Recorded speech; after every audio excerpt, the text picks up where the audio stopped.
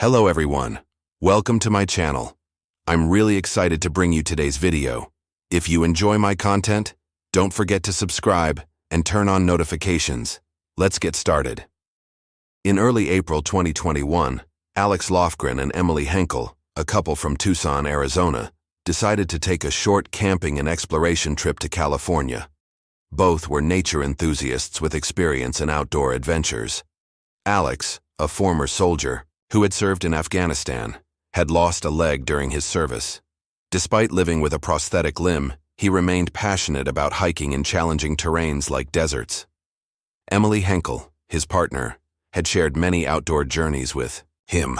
They frequently visited national parks across the western U.S., always preparing thoroughly, bringing essential camping gear, water purification systems, maps, and emergency kits. This trip appeared no different. They set off in a Subaru Outback, a four-wheel drive vehicle. Their destination was Death Valley National Park in California. However, unlike their previous trips, this time they aimed to explore remote areas like Saline Valley, regions rarely marked on maps, with no phone service, and roads filled with sharp rocks and gravel. Still, they were prepared to face such conditions. The first leg of their trip went smoothly. After entering the park boundaries, they left the main roads on the eastern side and ventured into a lesser-known valley to camp and hike. But no matter how well prepared they were, what awaited them was an unpredictable ordeal. Within hours, both the front and rear tires of their vehicle had blown out in the rough terrain. What was meant to be a nature escape quickly turned into a fight for survival. They had reached the park's less-traveled northwestern region via Saline Valley Road, a narrow, rocky path winding through mountain ridges.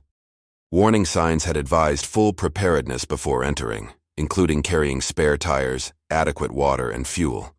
But while navigating a narrow pass littered with sharp rocks, first one tire burst, followed shortly by another.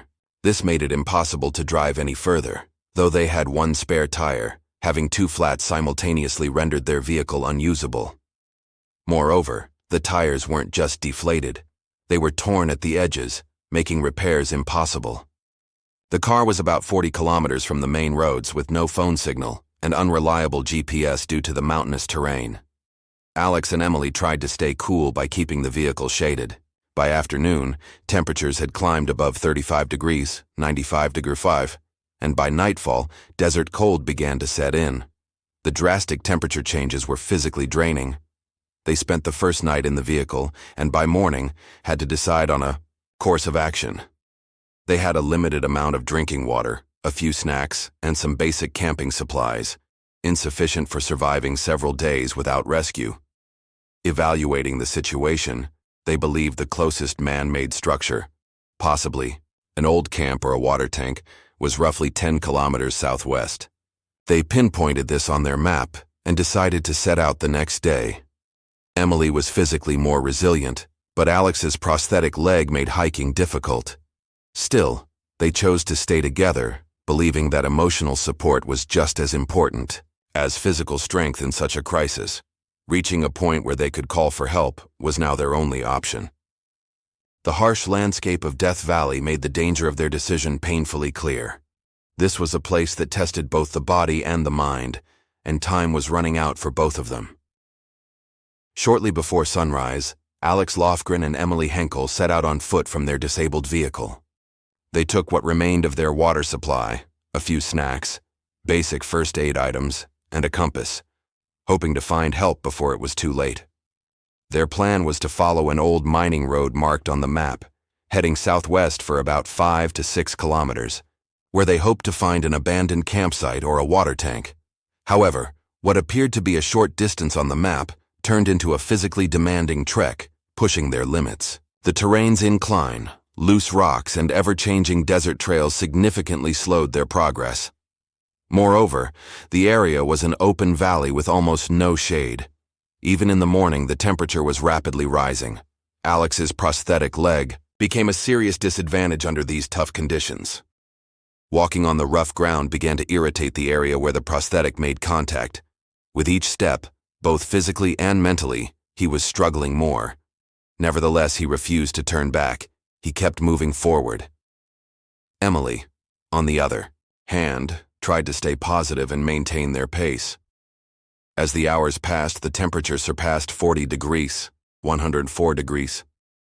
They began losing water quickly through sweat. The water they had brought was running out much faster than anticipated. At this point, Alex's walking speed had significantly slowed down. As the terrain became steeper, he had to stop every few meters to rest. His physical limits were being tested. Emily assessed Alex's condition and, with his consent, decided to continue on alone. At that moment, this seemed like the most logical decision. If Emily found help, she could either return or bring assistance back. They did not say goodbye, as they both believed they would meet again. Emily took some extra water and continued forward, while Alex decided to rest in the shade of a large rock to conserve his energy. This would be the last decision they made together. This journey had become not only a physical battle, but also a mental war. In the silence of Death Valley, both were approaching their limits. As the couple missed their planned return date, their families and friends grew concerned. The couple always informed others of their return date before embarking on trips and kept their availability open. This time, however, they weren't responding to calls or returning messages. As days passed, the worry grew. In response, family members contacted the Inyo County Sheriff's Department to file an official missing persons report. In mid-April, local authorities and the National Park Service launched a large-scale search and rescue operation. Due to the difficult terrain and lack of communication, air support was included in the operation. A helicopter from the California Highway Patrol began flying reconnaissance missions along Saline Valley Road in the park's northwest. This area was one of the few identifiable routes that matched the directions given in the missing persons report. It wasn't long before aerial searches spotted an abandoned Subaru Outback. The vehicle was found on a gravel and rock-filled, completely deserted road. 2 of its 4 tires were flat, and there were no signs of a camp or markers indicating a distress signal nearby. This discovery provided an important clue. The couple had not only been stranded in the vehicle, but had left it behind to search for help. A quick inspection of the vehicle revealed that their drinking water was nearly depleted, and some of their gear had been taken. This clearly indicated they had planned to continue on foot. However, it was unclear where they were heading. Authorities then expanded the search both by air and ground. Potential walking routes, abandoned structures, campsites, and water sources were analyzed on maps to form the search plan. In Death Valley, however, time was everything. It was well known that spending even a few hours under the sun in this desert environment could be fatal. What had started as a missing person search had now become a race against time for the 2 individuals whose chances of survival diminished with every passing hour. The search expanded systematically from the location where the Subaru was found. Teams were searching for signs on both aerial and ground routes. Soon, a series of footprints were detected leading southwest from the vehicle's location, confirming that Emily and Alex had left the vehicle to search for help. On the 3rd day of the search, early in the morning, the helicopter crew spotted movement. A motionless figure was observed lying near a rocky slope. Soon after, a help message, written with rocks on the ground, was spotted. This indicated that someone still waiting for help was nearby. Emily Henkel was found curled up in the shadow of a rock, conscious but severely exhausted and dehydrated. She struggled to speak due to extreme thirst, and her eyes were too sensitive to look at the sun. The medical team first provided her with fluids and basic medical support. Emily was alive, but had she been found a few hours later, this might not have been the case. Once she began to recover, Emily told the team that Alex had stayed behind further along the way. According to her statement, Alex's prosthetic leg had caused severe problems due to the extreme heat and the ground conditions. As the day went on, Alex's pace slowed, and at some point, he had to stop. Emily decided that he should rest in the shade while she continued alone to find help. Based on this information, rescue teams focused their efforts near the location where Alex had been left. A helicopter began scanning the area following the direction Emily had described. Soon, a body was spotted lying motionless near a rocky outcrop.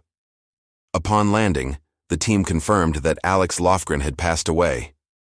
Preliminary findings indicated that the cause of death was dehydration, heat stroke, and extreme physical exhaustion. No traumatic injuries were found on his body.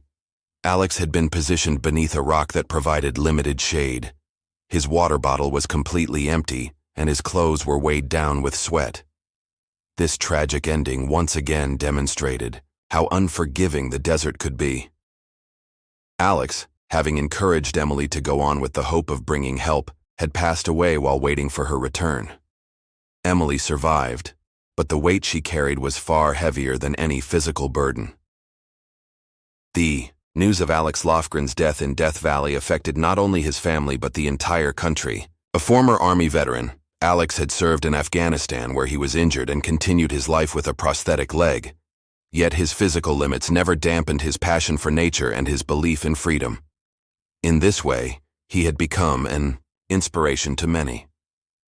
The National Park Service, in a statement after the incident, noted that Alex's brave and selfless actions played a critical role in Emily's survival. Still young, Alex was remembered as a quiet hero for his loyalty to his country and to the person he loved. After her recovery in the hospital, Emily Henkel shared an emotional message with the public.